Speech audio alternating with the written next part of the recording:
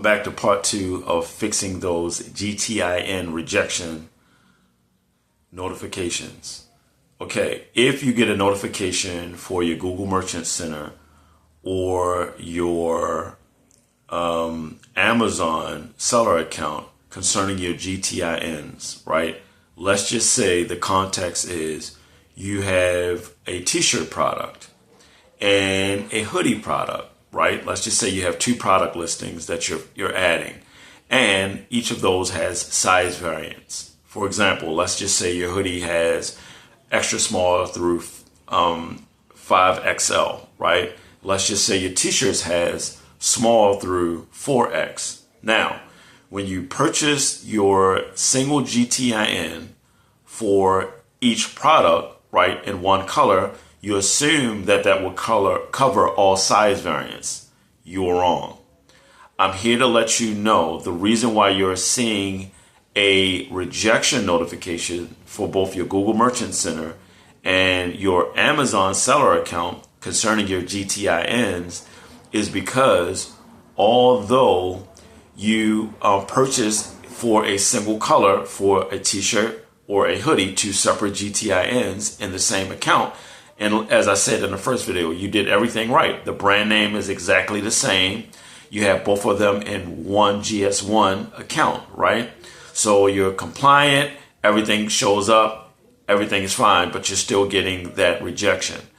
This is because GS1, even though it's in their fine print, may not explain to you up front that you need a separate GTIN for every variant.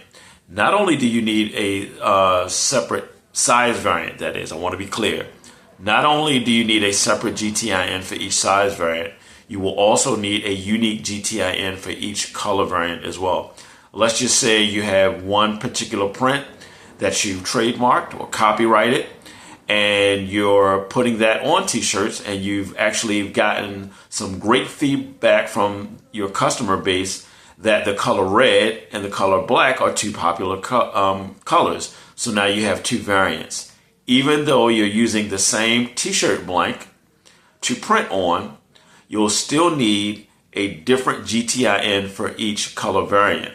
So now you have a black color variant and you have a red color variant. You're going to need 2 separate GTINs. And not only that, the size range, as I said before in the first example, for the t-shirt, if it begins for the blank at small to 4X, you're going to need a unique GTIN for each size variant in between those numbers, right? So that's exactly what you're going to have to do. Now, here's the workaround. Let's just say you may not have the money to populate all of those GTINs currently, and you certainly don't have the money to do the company prefixes, right, and to do those annual fees right now because you have not yet scaled to that degree yet. Here's the workaround. For both Google Merchant Center and your Amazon seller account, you can inform them that you simply don't have your GTINs, right? Because in actuality, you don't. If you just simply got a GTIN for the base color and the item, which is a t-shirt or a hoodie, you don't have the GTINs because you're going to need the full GTIN library for the color variants of that item and the size variants of the item, both separate, right? So just because you have a GTIN for the color black and the size small and so on, you're now going to need a GTIN for the color red and then for the sizes small. And then you're going to have to repeat that over and over as you move down the size variant list, right? Like I said, you might have small to 4X.